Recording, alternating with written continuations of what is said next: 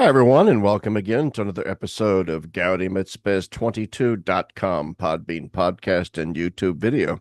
Normally, I do these podcasts with Kale Zelden on his channel, although when we first started, Kale, I did it on my channel, and then like the Yes. last two or three have been on your channel, so I kind of leaned on you today to say, Oh let's do yeah. it on I, my channel. Yeah, I so I owe you one at the very least. So here we are. yeah, so but anyway, so welcome, Kale. My viewers and listeners already know who you are. My my Indeed.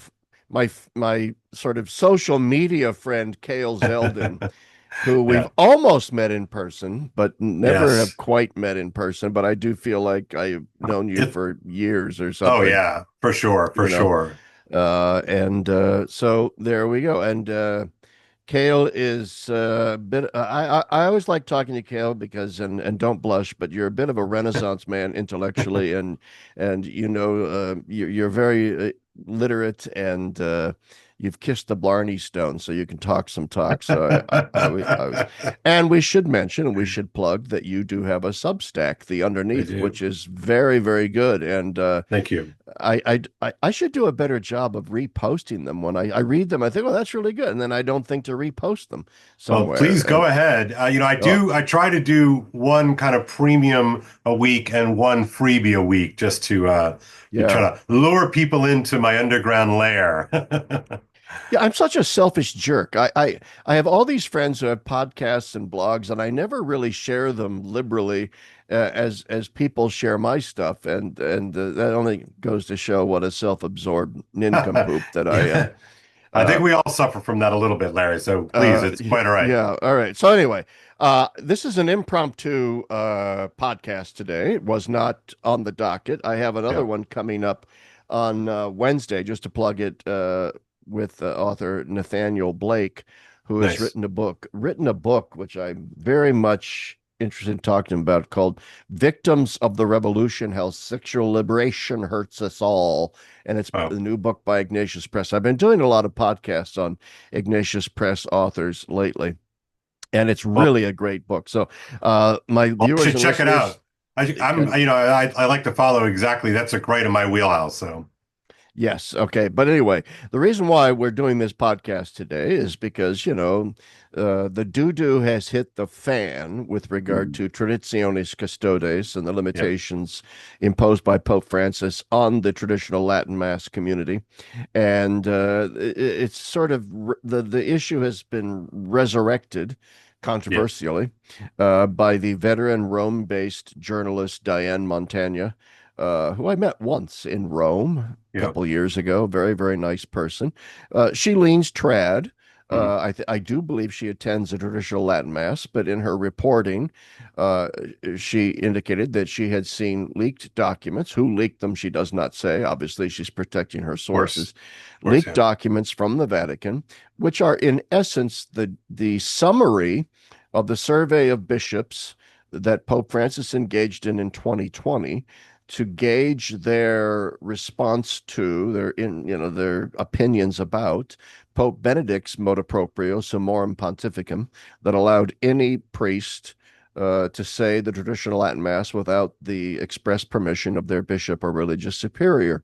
And that, of course, set off this explosion explosion. I mean, That's fair. one That's fair. 1 plus 1 is a 100% Yeah, raise. All right. So, yeah, yeah. yeah, there was an explosion of traditional Latin Mass communities that then, when Pope Francis became Pope in 2021, of course, he issued Traditionis Custodes, at least in part, and this is the ambiguous part, at least in part based upon the results of the survey of bishops, which was never made public.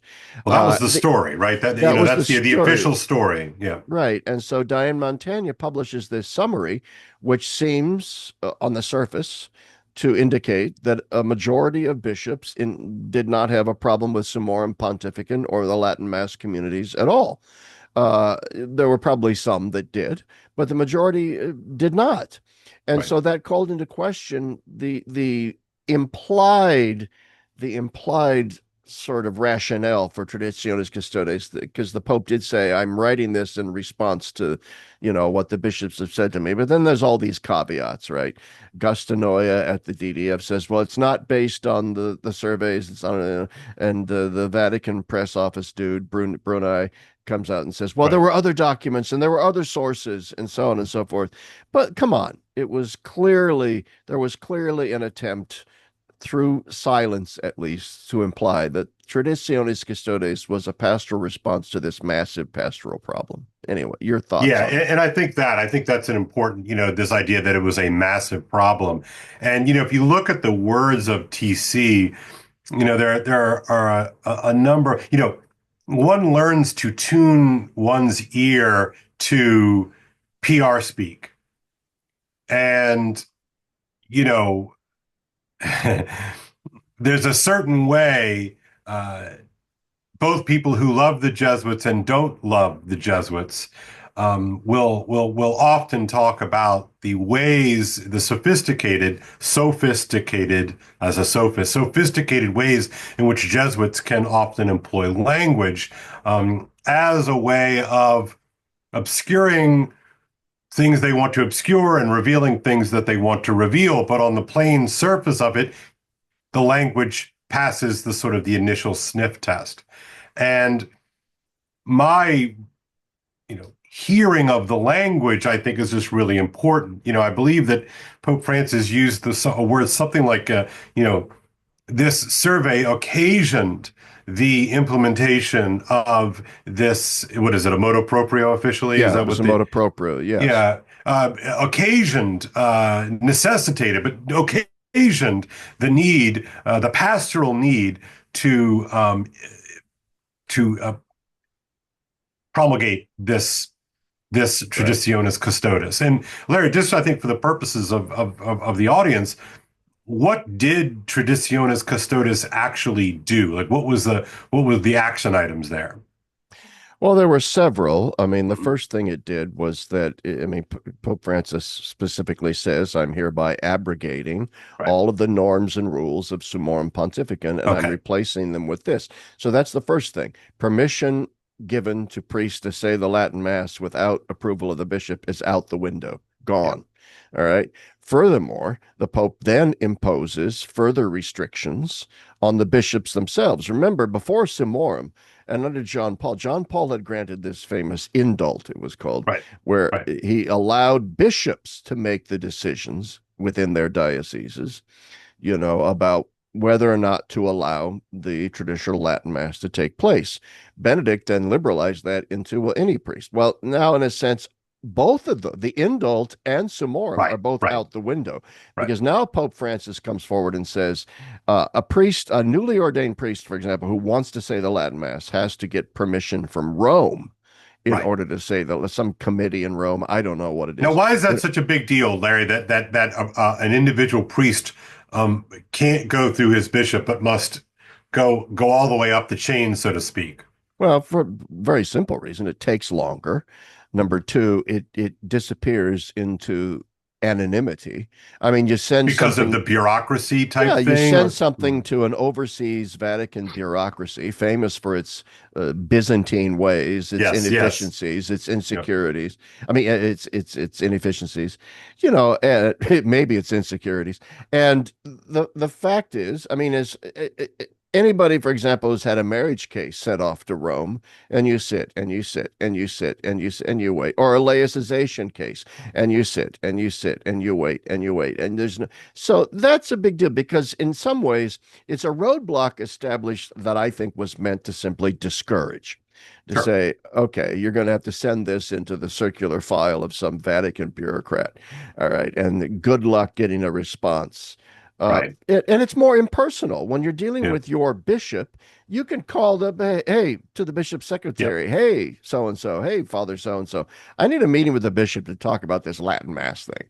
All right. I know the bishop, I've known him for years. Blah, blah, yep, blah. But that's now gone. The other thing that Traditionis does is that it forbids the Latin Mass from being done in normal parishes, in regular Novus Ordo parishes. It's now, Huge point. That's a huge point. I want us to go back to this. I think it's a really big deal. So keep going. well, dilate on that. Go ahead, because Well, it's kind of I one of the think less. there are two ironies that strike me as you lay this thing out. Like number one, anybody with a cursory appreciation of the Second Vatican Council knows that one of the animating spirits of the Second Vatican Council was to de-emphasize the hypercentralization of church governance and to, in other words, and to re-empower, right, in a kind of an ad fontes kind of way, to re-empower the local ordinary as a kind of and a general, the executive in charge of these individual dioceses. My read of the Council Fathers goes something along the lines of, look, there's been an overcorrection with the hyper centralization of the papacy going all the way back to Vatican I and prior to Vatican I, and there's a sense that the Pope needs to be what is it? What is the expression? An equal among no the superior amongst equals or something like that. That's the sort of the name First of among this. equals. First That's among it. equals. Sorry, yeah, I knew you'd grab that one. So the first among equals, so that there's clearly a hierarchy, obviously, and that Rome has kind of final say. The buck stops in Rome, but in this sort of this new outward looking sort of more dynamic an attempt to be more outward looking, more dynamic, and a sort of almost a kind of principle of subsidiarity that these kinds of decisions would be best handled at the local level so that the bishop could be a shepherd to his specific flock, not talking in these sort of grand Yeah. abstractions, right? Now, there's a role for that, of course. I don't think either of us are against papal supremacy, for instance. Neither of us are against the idea that ultimately the buck does stop with Rome, but recognizing that the person most able to deal with the peculiarities of his own flock is the shepherd of that specific flock. Right, so there's an irony to me there in spades that this took away the spirit of Vatican II. Yes, I'm going to invoke that, and certainly I believe John Paul II established that indult sometime in the early '80s, if memory serves, Yeah. mid '80s. Yes. Yeah. And then with Summorum Pontificum, as you say, Benedict liberalizes the practice, the permission structures for the traditional Latin Mass, and with explicit hopes that the two expressions of the Latin Rite would be able to sort of mutually enrich one another, right? This is, go ahead. Yeah, so that mutual enrichment, I think, is so key. And look, cards on the table. I'm a big believer in Summorum Pontificum. Me too. Myself, neither of us are regular attendees at the TLM, even before Traditionis Custodes. But I think both of us recognize the inherent beauty and the inherent goodness of the TLM, and that Benedict, especially if you read him with the Spirit of the Liturgy, which is in itself a reading of Guardini's Spirit of the Liturgy, the book by the same name, all the different book, that he had read, that kind of had sort of built out his sensibilities of exactly what this mass really Yeah. is. Yeah. So, and his hope that they would become mutually enriching to one another, and that which was holy once remains holy now, right? I mean, that's such an important principle that seems to be elided in the continued efforts of the Francis explainers, right? So that is, I think, a massive part to play. And my personal read on this, Larry, I don't know if you agree with this or not, but I believe that Summorum Pontificum was working, right, and working specifically in the register of mutual enrichment. Right. Oh, wow.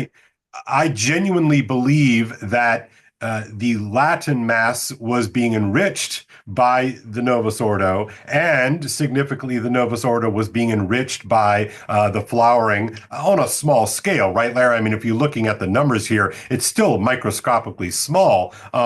But still, I think that what the availability of the TLM has done for the Catholic faithful in this country is, I think, reconnected the Mass, the new Mass, the Mass of Pope Paul VI. It reconnected, I think, more uh, intentionally to the kind of holy verticality of the traditional Latin Mass, right? I think Yeah, that yeah. both you and I would, I think, render a similar critique of the Novus Ordo. Neither of us are, hardcore where we think the Novus Ordo is trash and it's No. demonic, Masonic, blah blah blah, all those sorts of things. But I don't. But I really, really want to get away from the straw manning of the traditionalists and the straw manning of the TLM. And I really want to kind of I want to Wow. be more fair here. Go Geez, ahead. there is so much packed into that little No, sorry. three. Oh God, that was brilliant. That there's so much packed in there. I don't even know where to start to comment first. Let's Well, start with jump. the issue of papal centralization. You're exactly right. Vatican II collegiality Yes. sought to, in a sense, share the episcopal authority. Yes, under Peter, with Peter, but a greater sense of the church is not run by an old-fashioned, centuries-old imperial Oriental Yep. potentate of Right. some kind, that then throws out crumbs of authority here and there. Yeah. The goal was a more diffuse understanding of a sort of circumcision, a perichoresis, Well, I if like you that. will, Yeah. a Yeah. communio of Right. charisms and offices and so Mhm. on in the church, with the Pope, in a sense, at the top. Furthermore, Pope Francis himself made a big deal about synodality Yes. and going even beyond collegiality and wanting Right. to really Mhm. structurally embody in the church this church of diffuse structures and dialogue and listening and going to the peripheries and Yeah. empowering the peripheries. And yet here we had this action on the part of Traditionis Custodes, which was draconian, Mhm. unpastoral in many, many ways, non-collegial, because he ignored the results Yeah. of the survey. Uh, And, and and by the apparently it's a ruse. Yes, and by the way, had that survey come out and 80% of the bishops said yes, there's a huge problem with Yeah. Summorum. Don't think for one second that the Pope and the Vatican wouldn't have published that from the rooftops. Would have been on the cover of L'Osservatorio Romano. I mean, come on, Yeah, like let's get absolutely. real. Let's get Bishops real. condemn Summorum, Pope Right. to roll it Right. back. You get the Right. headline. All right, but none of that happens. Okay, so there's that. I mean, and Traditionis engages in this micromanaging even of what times for the Latin Mass can and cannot be even advertised in the In parish the bulletin. bulletin. I mean, In like the parish what? bulletin. Are you Yeah. Yeah. kidding me? Yeah. All right. Furthermore, most bishops right after Traditionis got issued, sort of treated it with a kind of benign neglect, Yeah. especially bishops that had strong TLM communities in their Mhm. dioceses Mhm. and didn't want to come down hard on them. Just sort of appealed to Rome and said, "Give us time, give us time, give Right. us time," and Rome did to a point. But then Pope Francis issued a legislative text, post Traditiones, where he really enforced Traditiones and said, no, This now is you guys have to do that. Okay, so let's then move on, yeah, to some more is pontificate. just real quick. Is that the one that was penned by Roche? Yeah, Yeah. Yeah. That's yeah, up. That's up. yeah. But that It's is up. nasty. Yeah, It's nasty is it's exactly where draconian. Okay. I just think from like the historical record standpoint, I would not want to be the person that signed my name to that particular document because I do Yeah, think that that one is one that is going to stink in infamy. yeah, because talk about not going to the peripheries, Right. non-dialogical, non-listening, imposition from above of a set of diktats based on what? Based on ecclesial gossip, Yeah. based on anecdotal stories about people harmed by traditionalist intransigence on this, that, or the other thing. Right. There was no real sociological data. In fact, the data that we do now have, put out by Stephen Bullivant in his recent study, indicates, based on his research, and it's really the only research that's been done, that there was in fact no widespread dissent from Vatican II Right. in the Traditionalist Committee. There was no widespread attacking of the Novus Ordo, the weaponizing of the TLM in these Traditionalist communities. Is there a significant, loud minority of trads that are like that? Hell yeah, all over social media. They're in my Sure. com box and the articles I write all Yeah. the time saying nasty things about me. They can be vicious. Mm. Absolutely, but that's beside the point. The fact is that the data just simply did not support this draconian repression. So, and that brings me back to Summorum Pontificum, which you Yep. also raised, Yep. and that the reasons why Benedict issued it. I think it's extremely important to understand that the primary motivation, it seems to me, that Benedict had for Summorum was to improve the liturgical health of the church. In other words, he had both a pastoral concern about the liturgical health of the church, but also it had a theological underpinning. What was once sacred cannot now be considered not Right. sacred. Right. Right. Furthermore, I think it was Pope Benedict's way of saying this old mass, it's worth preserving.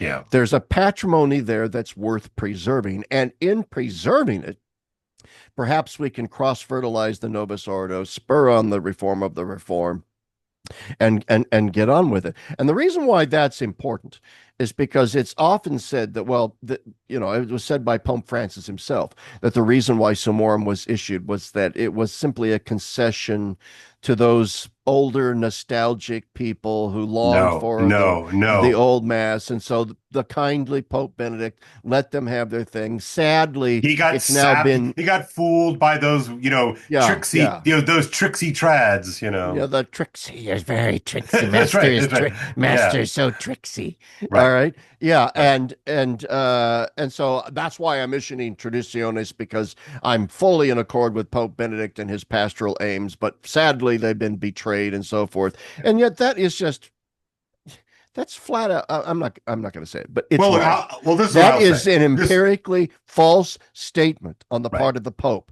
That the Right. reason why Pope Benedict never said that, he never said that that's why he issued Summorum. It was Right. nowhere in his writings that that's why he issued Summorum. It was all over his writings that he issued it in order to preserve that which was sacred, to preserve the patrimony, to increase the liturgical health of the church overall. That's the reason. And Pope Francis made no mention of that, instead invents out of whole cloth this false notion that this was a pastoral initiative on Benedict's part as a concession to a few nostalgics that were sadly was sort of misused. And then finally, I'll let you speak again. Yeah, You yeah, you yeah. brought up that you're sort of tired of the straw manning of traditionalists. Now look, I've been hard on those loudmouth elements of traditionalism. I've been very hard on them. That rejects Vatican II.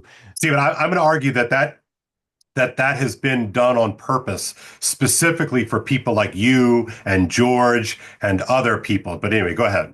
Yeah, and yeah, in fact, the first years of my blog, 5 years ago, whenever it was now, all of my original blog articles were writings against traditionalists like Taylor Marshall, Archbishop Vigano, or not traditionalists, but crazy wackos like Mike Voris on the far right of the church.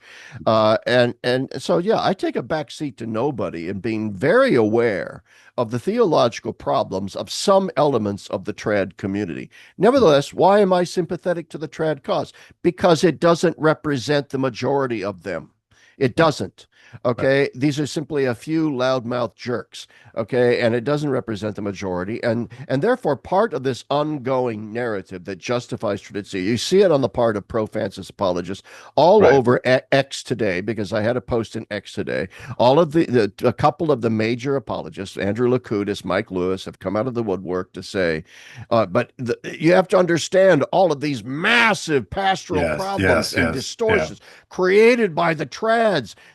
Somebody had to do something about this. yeah. I'm not going to respond to either one of them because it's just hyperbolic nonsense.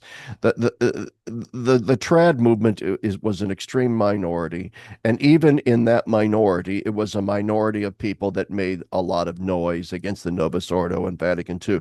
But that's not the vast majority of them, and so uh, Traditionis Custodes, if it's based on a reaction to these elements in the trad, it's an overreaction and therefore Well, pastorally unwise. yes, agreed. And I think it's important to recognize when you're being when you're being when a straw man is Uh-oh. being shoved Your in you. voice. Can you hear me? Okay. Yeah, I can hear you now. So I something Maybe I something pressed something. something dinged on my computer. I'll I don't keep know my what's hands going up on. here.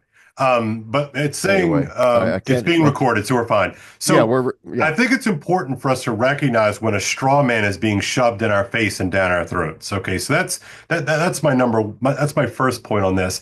And uh, if you how would you steel man the trad position Oh, with Summorum Pontificum?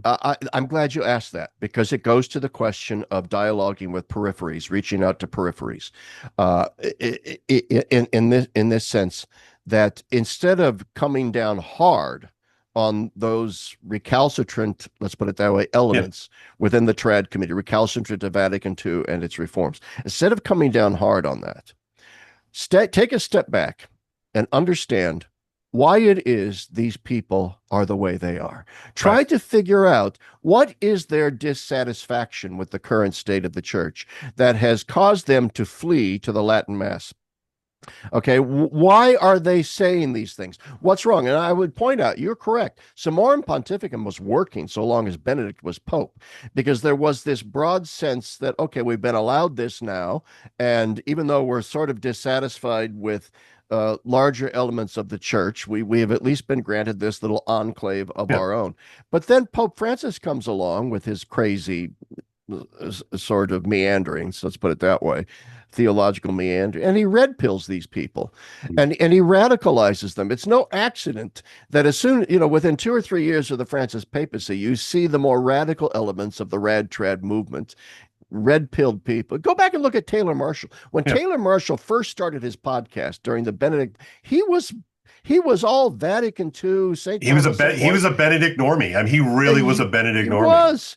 And Mhm. even at the very beginning of the Francis papacy, Taylor Yep. Marshall was an apologist for Pope Francis. Yep. Oh, he said this because Yep. it's only after Pope Francis starts doing crazy things that you see the Taylor Marshalls of the world getting red pilled and radicalized. Well, I Now, my appreciate you point, saying that. I appreciate you saying that because I do think it's important. I'm not making any apologies for where people have wound up. I mean, look, we all make our choices. We're all men and women here, adults trying to do our best and trying to work our way through the relative cultural chaos that we exist in and that our children live in and exist in. But I just think that's an important part of this tale to tell that this is not the boogeyman that they would want it to be. That there are reasons. Now you can disagree with those reasons all you want, right? You can disagree with where yeah, people have wound up. Fine, man. Look, never shut off your critical faculties. God gave them to us. Let's use them, but let's not rewrite history. Okay. And I am that is what animates me the most is the way in which history is getting shaped and formed and rewritten and weaponized. Now, yeah, I believe that this entire thing is manufactured from soup to nuts. Okay. And it's manufactured in the way that a public relations outfit works, or in this case maybe doesn't work. But in other words, yeah. if you know what PR flackery is, you can see it from a mile away, right? And so I want to read you a tweet that I stumbled across. I think it was yesterday. Doesn't really matter. I'm just going to go to my bookmarks real quick, and I want you to read this because I think this is a really smart way to look at the framing of this issue. And it's from I don't know who this guy is. The Twitter handle is CT Refugees. Okay. But he says, okay, and now I'm reading. If you just bear with me here, Larry. Yeah, here it is. Sorry. Okay, I'll explain it in the most rational way possible. The Latin Mass is a source of persuasive social power for an actual or perceived counter elite in the church. Elites are established in a number of ways, and one of them is through the ability to persuade people, usually via some kind of platform. A contemporary secular equivalent would be a podcast or a YouTube show. When I was a little boy, although the shift was not as dramatic, it was talk radio. When a counter elite arises in an institution, the established elite, in this case the Pope and the bishops who think like him on this matter, which turns out to be a relatively small group, as well as a small and frankly ridiculous intelligentsia interested in this issue, can react to that counter elite in a number of ways. Generally, the immediate way to deal with a persuasive counter elite today is through canceling and deplatforming. The Latin Mass is the platform for this counter elite. Now, you might enjoy it on your own for your own reasons. Perhaps you come from, but the established elite would rather just nuke the whole platform than try to deal with each individual personality. This kind of reaction is both perfectly sane from the perspective of the elite trying to maintain its status and power as the sort of the sole microphone. This kind of reaction is both perfectly sane and to a certain extent effective, at least for a while. You essentially quarantine the infectious persuaders from the main body of your people and cut them off from elite advancement, insofar as they also want to accrue counter-elite social power. And this is what is going to happen. It will be effective to a certain extent. Generally, the preferable and more productive strategy is to incorporate the counter elite into the body of the church, but the established elite seems to perceive this counter elite, in this case, the TLM folks, as too serious a threat. That perception could be rational or paranoid. I suspect it is somewhere in between. Now, I love that tweet. I think it's fantastic. It's brilliant. Yeah, it's really spot on. And well, yeah. How does this strike you? Well, it strikes me as absolutely spot on and true, because the response to the traditional Latin Mass from the Vatican in Traditionis and the Pope's most ardent supporters is so hyperbolic and over the top, as you said, in its sort of PR speak. But even there, those who can see through the PR speak see that it's hyperbolic and over the top in its response. And it's because there's an ideological issue at stake here. They want to Yes. deplatform. This is not a dispute because a few Latin masters don't like Vatican II. So what? There's lots of people that did, Right. dissent from Vatican II, and a lot of them are on the liberal wing I was of going the to say on church. on the Yeah, I left. mean, Yeah, come yeah. on. I mean, are we now saying, all right, that we're going to deplatform dissenters from magisterial teaching? Hello. Well, then all those people that rose up against Paul VI and Humanae Vitae, and all those people that rose up trashing John Paul II for Veritatis Splendor and so forth, or saying women can't be ordained priests. All of a sudden now, all of those voices are saying, well, we forgot we did that. No, this is a deplatforming. Absolutely, that's brilliant of a counter elite, and it speaks volumes because this was ideologically motivated. Before I turn it back over to you, Yeah, go ahead. I want to remind viewers who maybe are not old enough to remember that there was a time after the council, especially in the 70s and the 80s, all right, where the liberal wing of the church, the progressive wing of the church, when it came to things like liturgical translations into the vernacular, were openly questioning, why do all the translations have to be approved by Rome? Why can't local episcopal conferences come up with their own translations and just promulgate them on their own? In fact, why can't local synods of bishops just come up with their own regional liturgies and so Mhm. on and so forth? That's the buzzword at the time was enculturation. We Ah, need the mass to be enculturated, and so we need to decentralize from Rome and have this kaleidoscopic let a thousand flowers of liturgical experimentation bloom. bloom. Yeah, That was the liberal voice of the church. Now all of a sudden there has to be a single monolithic rite in the church imposed by Rome, and nobody dare challenge this. Do these people, what chutzpah? Do these people think we do not have memories? Of course yeah, we have memories. The hypocrisy is immense here. yes, Immense. Okay. immense. When it suits them, they invoke Roman authority.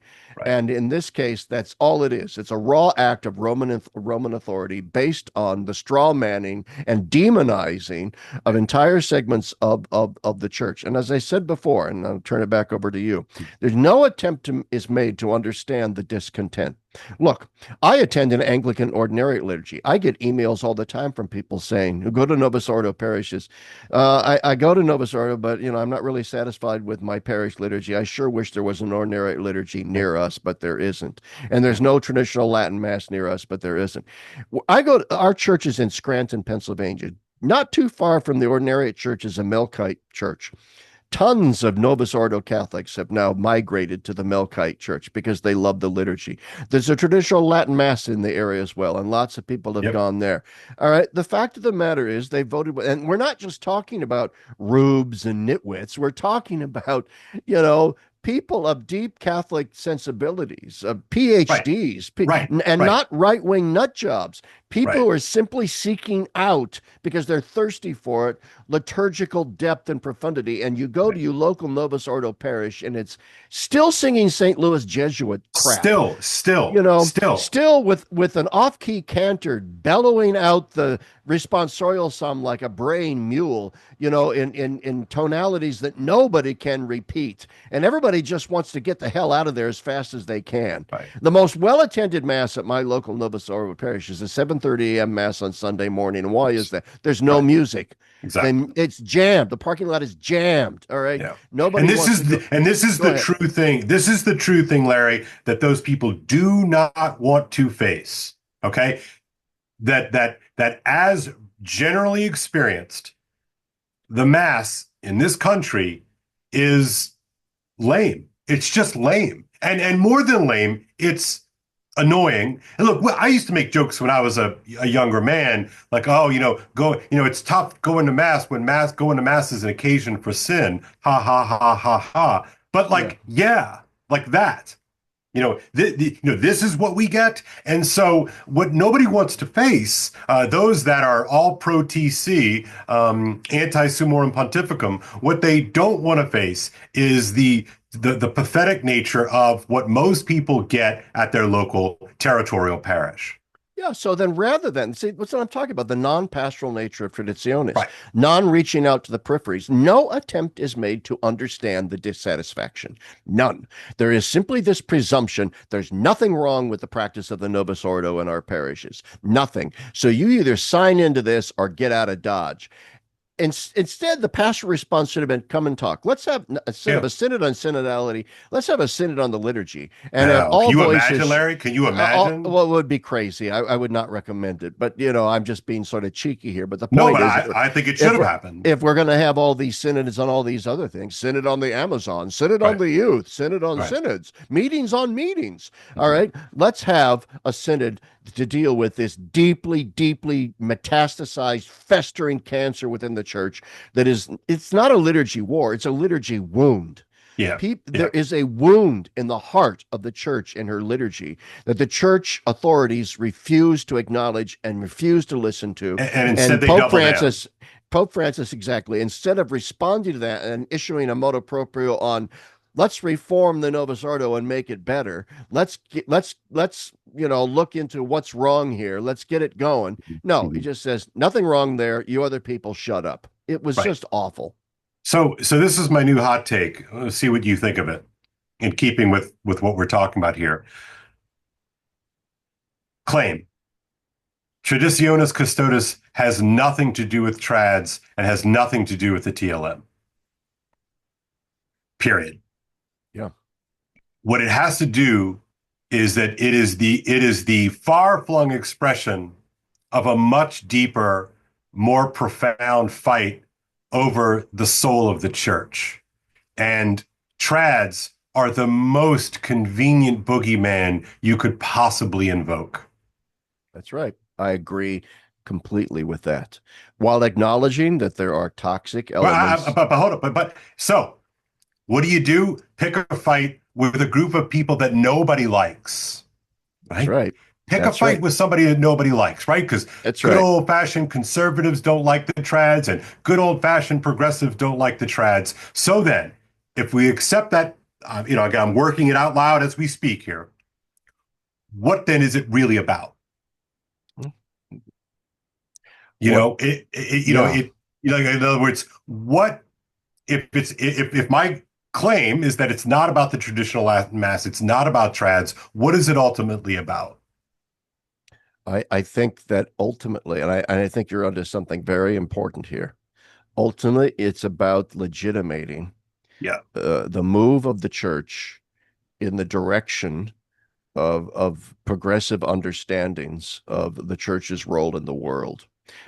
It's a move in the direction of a thin notion of grace, Mhm. liberally applied Yes. everywhere. That there's nothing special about the sacraments or the church.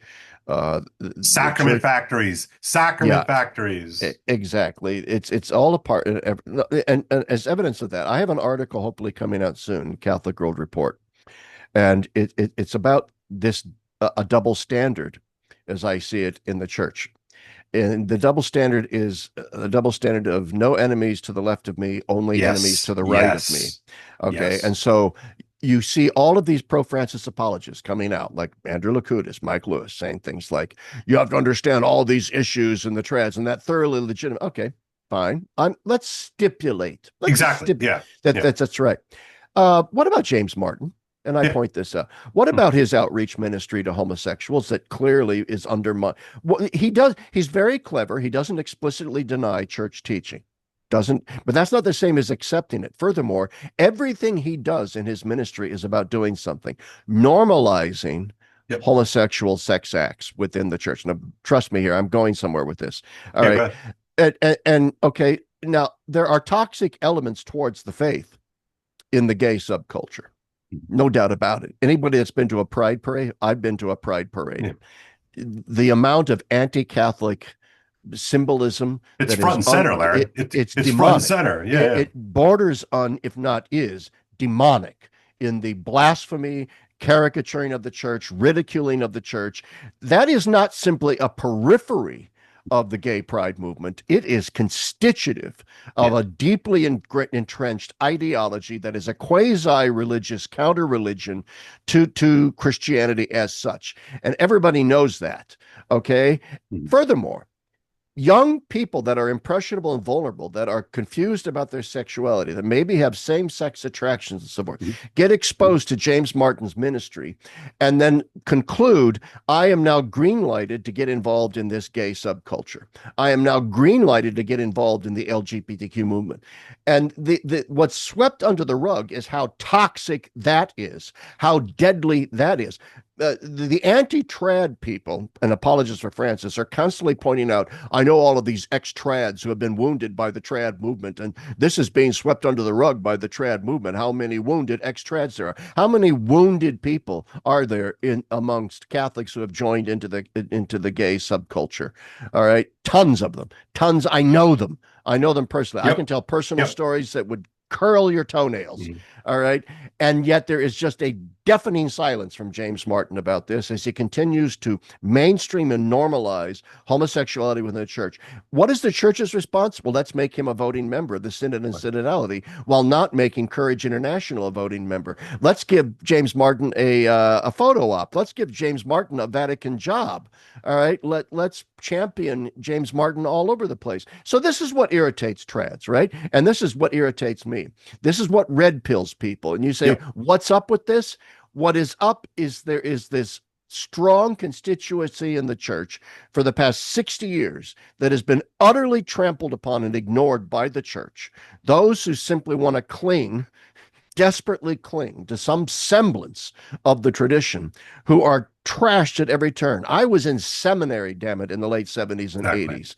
Okay. I bear the scars on Yeah. my back for simply wanting to do something like pray a rosary. Yep. Come on. All right. People have no memories of that, apparently. All right. But that is not considered toxic to the church. So you ask me, what's really going on here? That's what's going on. Right. Right. So I'm going to add on. The green lighting of that. All Right. right. The green lighting of that. So my argument then, in keeping with what we're sort of teasing out here together, is that TC is not about Traditionis Custodes is not about Traditionis Custodes. It's not even about the TLM. TC opens up a lane for fiducia supplicans, right? So that, in other words, it's a classic distraction. You cause a riot, you know, on Main Street so that you can do what you want off Main, right? On Elm And Street, yeah. correct, right. And I've been thinking about this, like what is going on? And so Larry, what my mind always goes to, of course, is stories, literature, and one of my favorite novels is a novel written in the middle of the 20th century. I believe it was published in 1948. I could be wrong about that date, but it's a novel by C.S. Lewis called That Hideous Strength. And it is Space the, Trilogy, last yeah, part three, Space it's Trilogy. it's the last, right. It's the last entry of his real Lewis heads will call it the Cosmic Trilogy or the Ransom Trilogy, but fine, we're not gonna go down. Everybody knows it as the Space Trilogy. And in that novel, the young protagonist, Mark Studdock, is a sociology professor at some kind of Oxford-like uh, college in the UK. And he gets involved with this group called the NICE or NICE, the National Institute for Controlled Experiments. And Uh-oh. Kale's frozen up here on me. Let's see if he comes back. Uh, but while we're waiting for him to come back, I just want to say that, yeah, those of you who are not familiar with Lewis's so-called Space Trilogy or the Ransom Trilogy should really read it. And the third part, That Hideous Strength, is basically a dystopian account of the future, uh, wherein sort of technocratic elites have control over things. So at any rate, and then of course they use sort of Orwellian doublespeak and all kinds of invented language and bureaucratic speak in order to get their in order to control the situation. All right. I think Kale has left us and he's probably going to try and get back in because his feed has obviously fallen. But anyway, before we get back to That Hideous Strength, I just want to, on my part here, point out that, hang on a second, I'm going to check something here real quick. Hang on, everyone. I ask that you please bear with us, and I'm terrible at editing this kind of stuff, so it'll remain. Okay.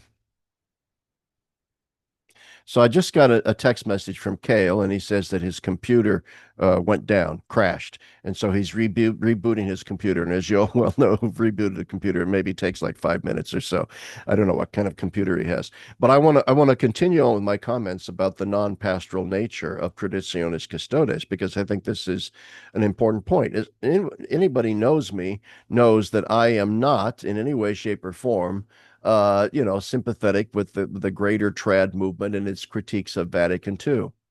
And so, okay, Chad, Kale just emailed me again. All right, so I don't think I have to reestablish my bona fides, all right, as somebody who is not a trad.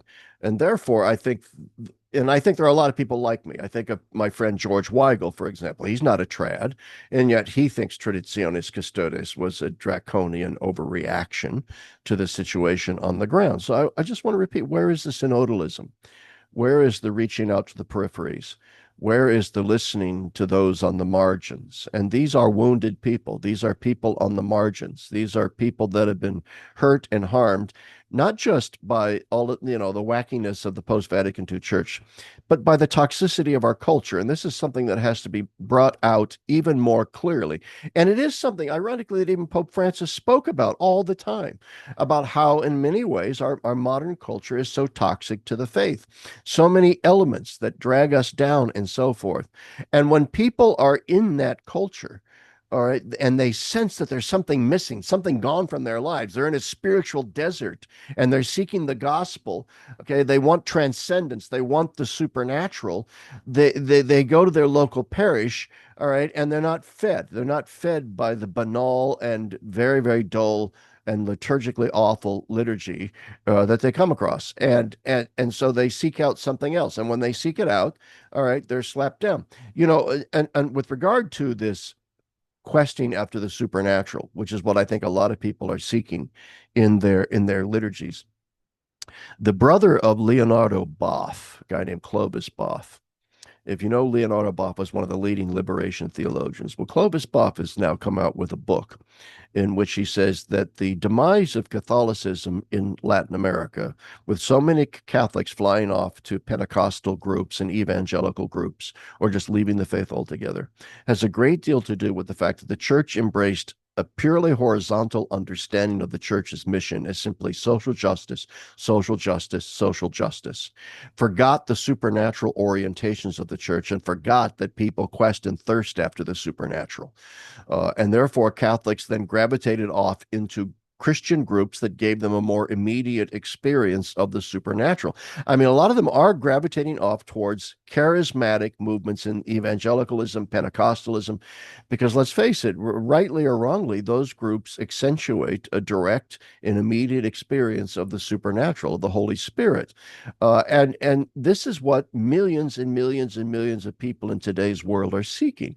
They're seeking this access to the vertical, to the supernatural, to the mystical.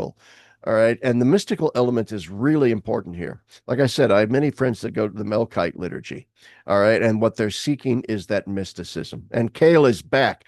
Oh, thank you.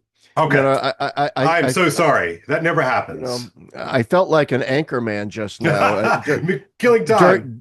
During a crisis, all right, when you have to stay on the air for 24 hours and fill the air with blather as a way. I'm sure you did it like a boss, Larry. I have zero Oh, lost faith in you. I just commented more on the need for a supernatural element in the liturgy. By the way, what I brought up, by the way, Yeah. was I don't know if you saw this, but Clovis Boff, the brother of Mm, Leonardo Boff, you know mm. Leonardo Boff, the famous liberation theologian Oh, yes, yes, yes. from Brazil, Yeah. who for decades was, but Clovis Boff has recently come out. He's got a new book coming out, I believe, from Ignatius Press. Oh no, the Scott Hahn's Press, Got it. Got it. Yeah. St. Paulus, yeah, Paul. Yeah, yeah, yeah. yeah, and yeah, not Paulus, but St. Paul Publications, and he just came out with a statement today where he's in a sense saying that the Catholic Church in Latin America is hemorrhaging members to more Pentecostal and Yeah. evangelical Oh, groups huge, huge. because what they're seeking is a direct experience of the Yeah. supernatural, and they're not getting that in Yeah. the horizontalist emphasis on social justice, social justice, social justice. And but I'm a Catholic worker, for crying out loud. You won't Right. find anybody more Right. devoted to the social justice. But even Dorothy Day said, all right, that our motivation for fighting for social justice is Christ and the supernatural and the vertical. She was a very devout Catholic. Anyway, Right. enough of that. Yeah. Back to that hideous strength. Yeah, so in this novel, the young up and coming academic Mark Studdock, a sociologist at Oxford-like college, as I said, has found himself as part of this new sort of big tech. Think Chat GPT or OpenAI or whatever, one of these outfits. And he's not sure why he's been brought in, what expertise does he bring? And it comes to pass that the reason why he's brought in is that they need his writing talents. And even that's a little bit dubious. But anyway, they tell him that they need his writing talents in order to help them in public relations, essentially. Right. And so at a crucial moment, he is brought in to write about an event that has not yet happened. And he's sort of like, well, how can I write about an event that has not happened? They're like, oh, you sweet summer child, you don't understand how these things work. And so at any rate, what they're doing is they're going to manufacture a riot so that they can in turn implement all kinds of strategies and war powers type functions because they're not going to let a good crisis go to waste. And so they manufacture the thing soup to nuts. And he says, how can I do this? And he basically says they're going to blow up this town so that they can kind of go in and implement all of the various skullduggeries that they have planned in order to smooth the transition into this sort of post national existence.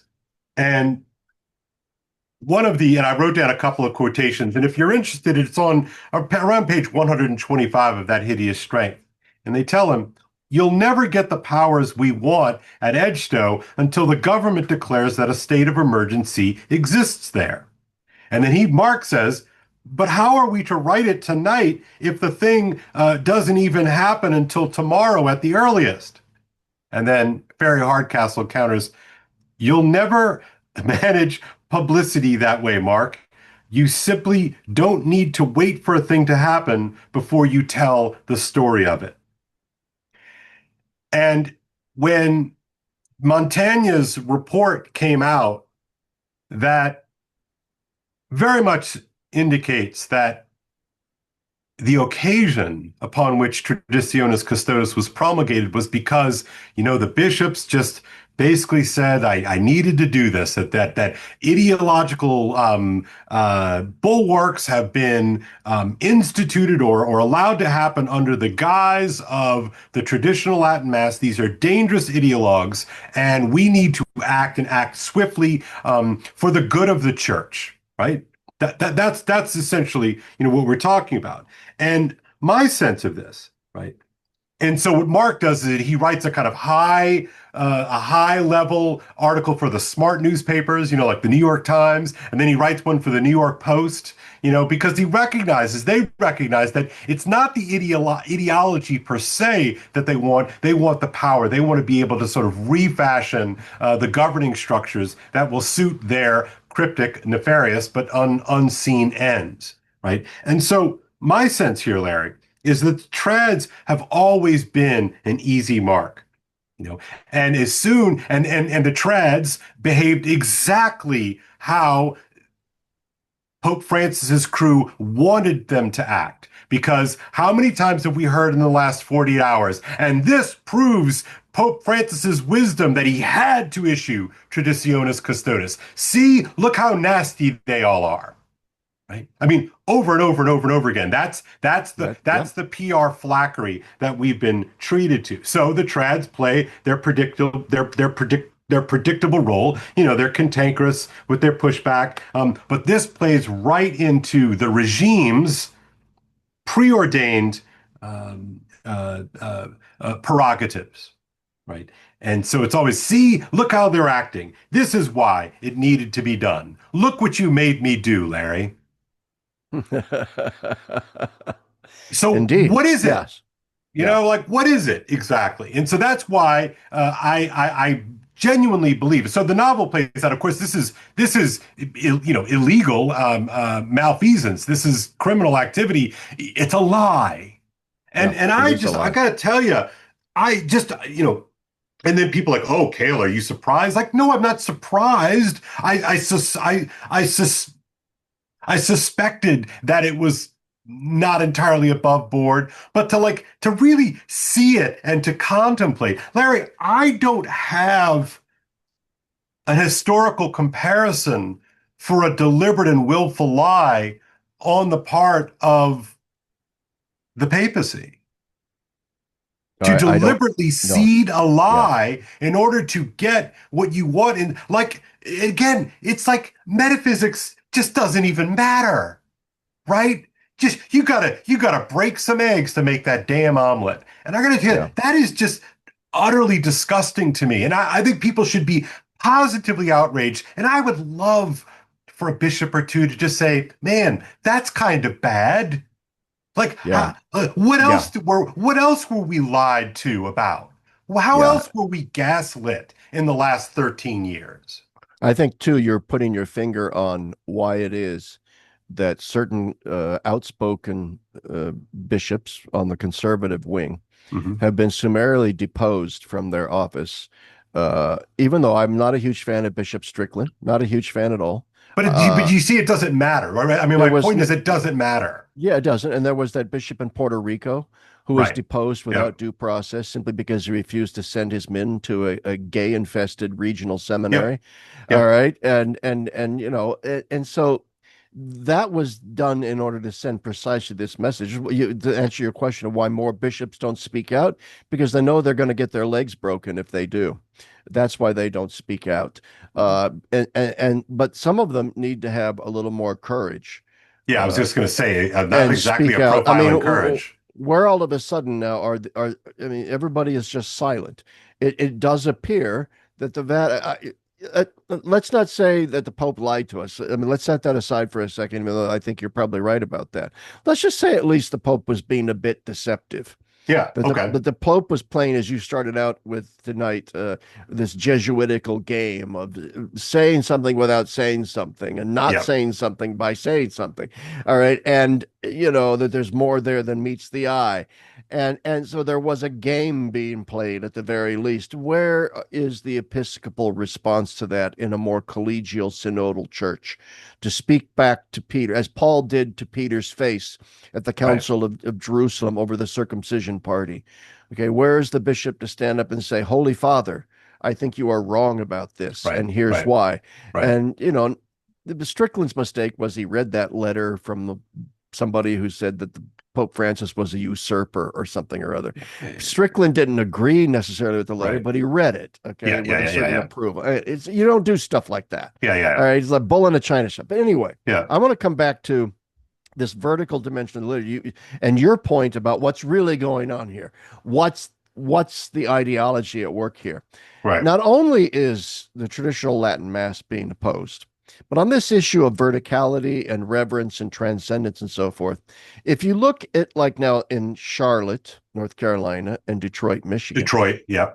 you've got bishops that are now telling their priests not only can you not say the traditional Latin Mass, you may not say Mass ad orientem.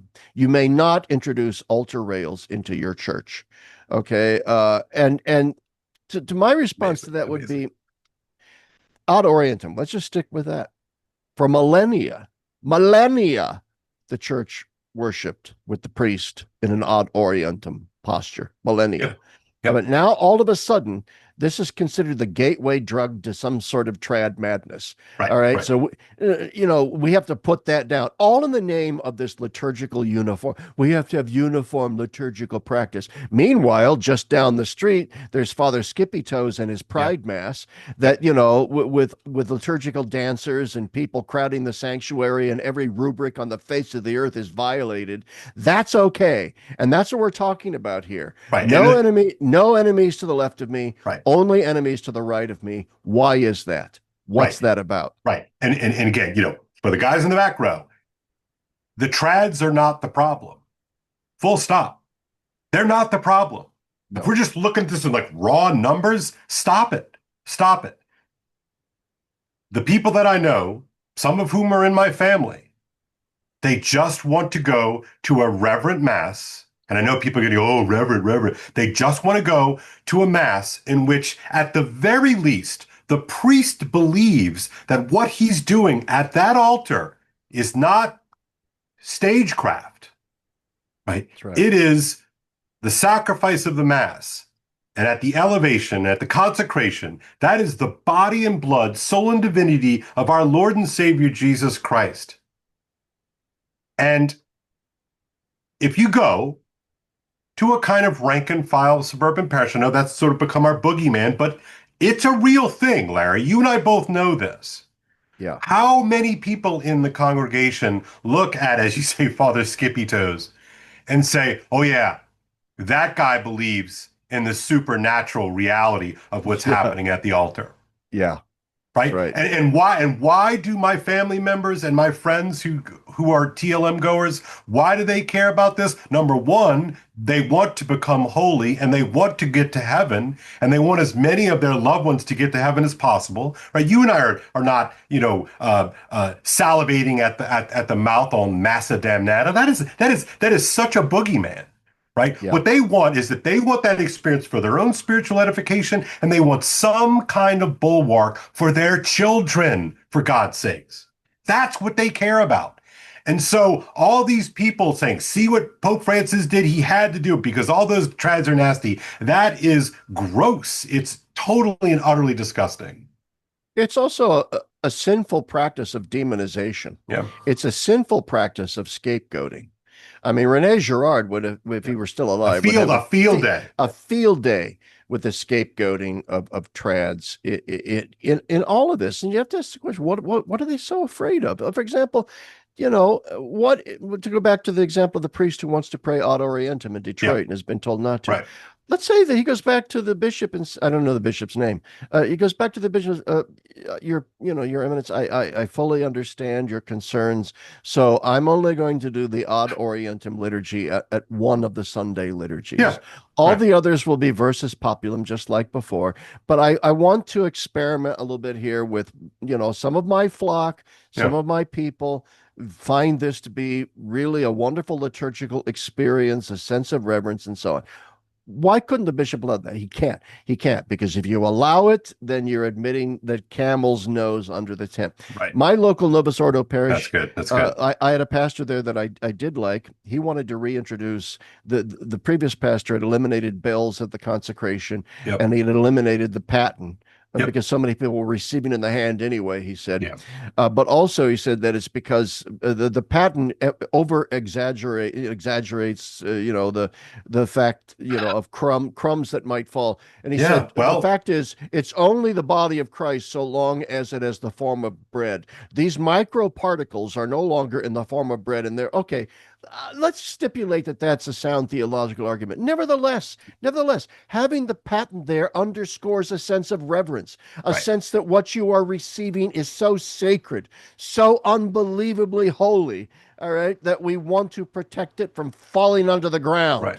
or Right. The even most the most real thing there is. yeah, exactly.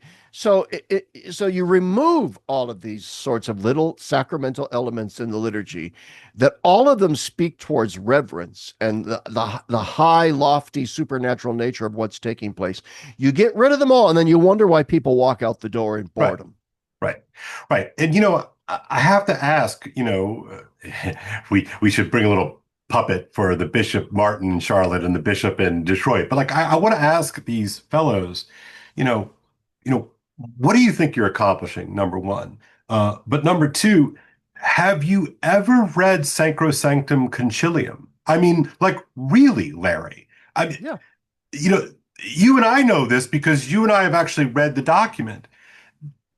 What people have done in the name of the reform of the liturgy is so mind-blowing, so absurd, so wrong that it beggars belief.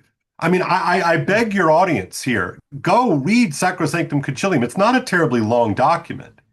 Tell yeah. me that the mass that you oftentimes suffer through at the local parish, does it bear any resemblance to Sacrosanctum Concilium? Yeah. And of course, we know the answer, Larry. And it Heck doesn't. no. And it Heck points to no. the fact that the liturgical reform of the Mass of Paul VI, which was implemented in 69 and 70, was the result of a small committee of liturgical experts that the Hmm. Pope commissioned in Rome, who Yep. secretly wrote this liturgy up, invented this liturgy. All right. And then without any collegial consultation with the world's bishops, without any Irony sort alert. of Irony alert. any Yeah. slow rollout of the liturgy to experiment with it here. No, it was just boom, here's the new liturgy.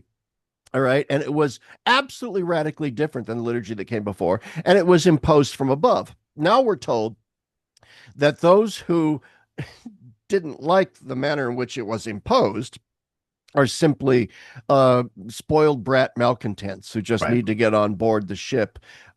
Furthermore, I mean, you read the theologian Louis Bouillet. He was Oh one of the yeah. people that was on the liturgy commission that wrote the Novus Ordo, and in his memoirs he confirms the fact that the Eucharistic prayer too, the most overused Eucharistic liturgy, the prayer of all, is because it's so short, right? And Short. people love it because it's short. That tells you something right there, by Right. the way. Right. All Right. right, people just want to get the heck out. Right. Just give me my magic cookie and Right. I'm going to get out of here. All right, because that's all this is to me. That's all this And is to honestly, me. it's not even about the magic cookie. Sorry to be crass. Well, I'm yeah, No, no, I know. I'm not making fun of you. I'm just saying it's really about getting up getting up at a liturgy and walking on up and walking back around. Like there's this sort of fascinating, like I just want to kind of do a turn around the room. I yeah, mean, yeah. that's what it effectively Well, becomes. there was this thing that, that supposedly there had been the rediscovery of the anaphora of Hippolytus, the Yeah. Eucharistic prayer of Hippolytus. It turns out not to be true. Oops, oops, Which oops. Eucharistic prayer too was supposedly, and apparently Paul VI and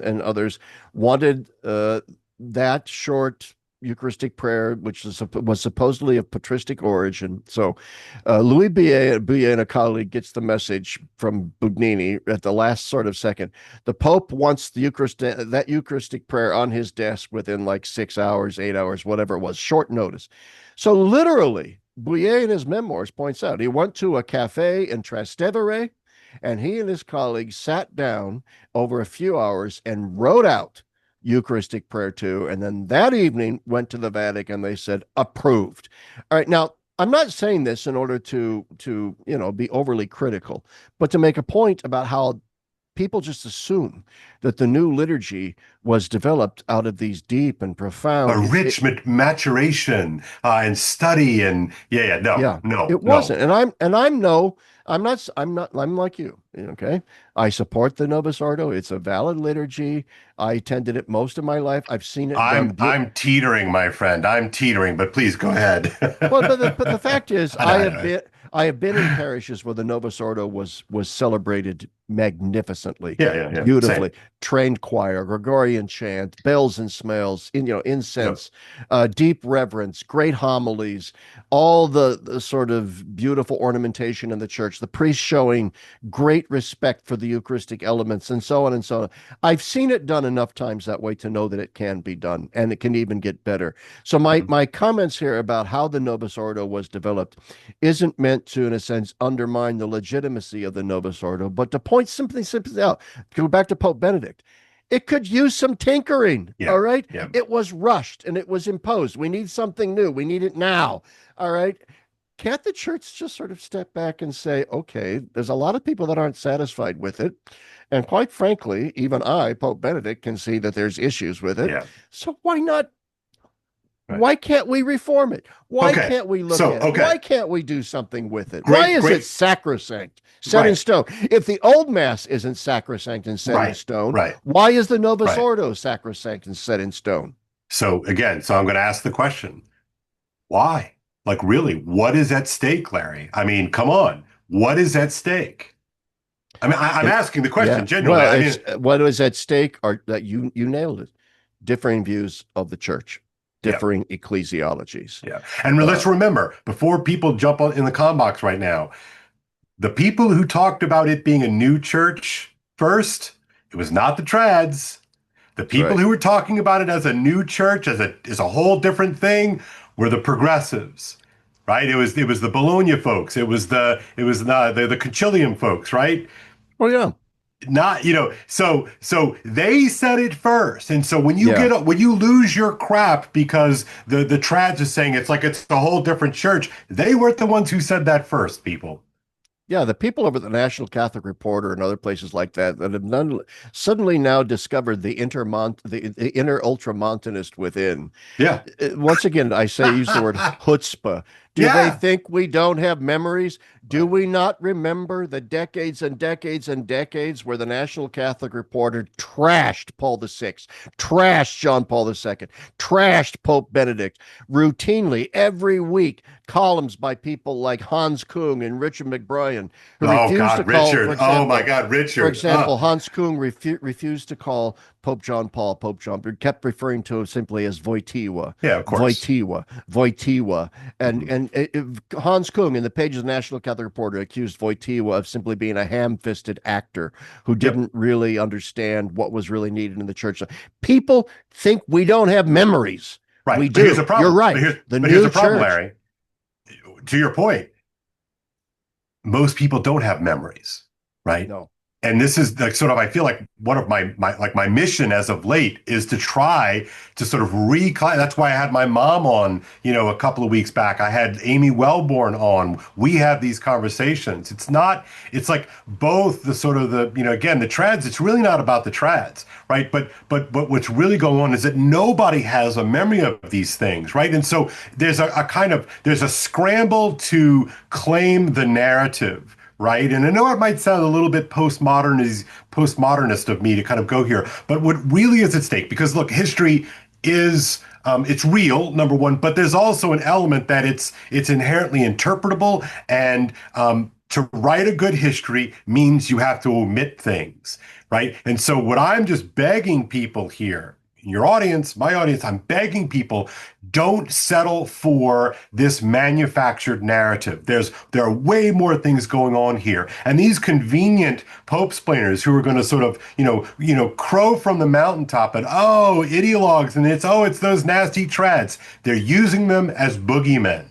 Right. So I'm begging people to stop paying attention to the trads. Like, look, and I love the trads. You know me more. I probably love them more than you. And I always call myself half jokingly, but half not trad adjacent. Right. But it's not about the trads. It's about, and you have been so good about this. It's about claiming the narrative that Pope John Paul II and Pope Benedict XVI were trying to craft and to build up and to solidify. And so, you cannot tell me that Pope Francis and his crew were they have their guns dead set at that narrative. Okay. And look at the mess, Hagan Leo. And look at the mess that has been created in these past 13 years, right? And I do not envy Pope Leo's job right now. And No. who knows? He's currently at Castle Gandalfo, and I love that he did that, number one. But he seems to be a man who loves the church. I think he loves his priesthood, and but he's going to have to deal with this, Larry, especially in light of Diane Oh yeah, Montagna's yeah. Especially revelations here. since he's an American and from Exactly. Chicago, and Yeah. therefore is very, very intimately acquainted with these issues. I mean, I did see in a thing on Facebook today, some theologian from Boston College presented Pope Leo with a copy of Mark Messa, the Oh, it's such a Jesuit, what a crap. his What a his his crap. What book a his book called Catholic Fundamentalism. I know Mark. He was a teacher of mine at Fordham, one of the greatest teachers I ever had. I like Mark. He's a smart guy, but what a lousy book. yeah. What a horrible, wretched Mm. book. All right. And I just hope that Pope Leo, if he does bother to read the book, can see through it, because it continues this straw manning of, Yeah. of the trad narrative. But I It's have a to say too, with carefully regard to crafted narrative. Yeah. Pope Leo, I've been very pro Pope Leo. Hey, I'm me still too. am. Yeah, I me still too. am. I got my first sort of disappointment though yesterday or the day before, when after Cardinal Fernandez, the head of the DDF, met with Francis met with Leo, he came out and said that fiducia supplicans is here to stay. That no change is going to be made to fiducia supplicans. Now, I don't know how to read that. Yeah, I Could don't it either. could it be that it's because Pope Leo agrees, or could it be simply that Pope Leo is saying, "Look, I have bigger fish to fry right now. Mhm. That hornet's nest has died down. Yeah. That was a brouhaha 2 years ago. It's just kind of simmering on the back burner now. We've reached a modus vivendi in the church with those bishops who want to use it and those bishops who don't. So maybe let's just let that Mm. issue simmer. I have other bigger issues I want to pay attention to, and so on. But that was a little bit of a disappointment Yep. but a tiny bit. I am very curious what this first encyclical from Pope Leo is going to be. I have great hopes that he is very aware of what's really going on in the American Catholic Church.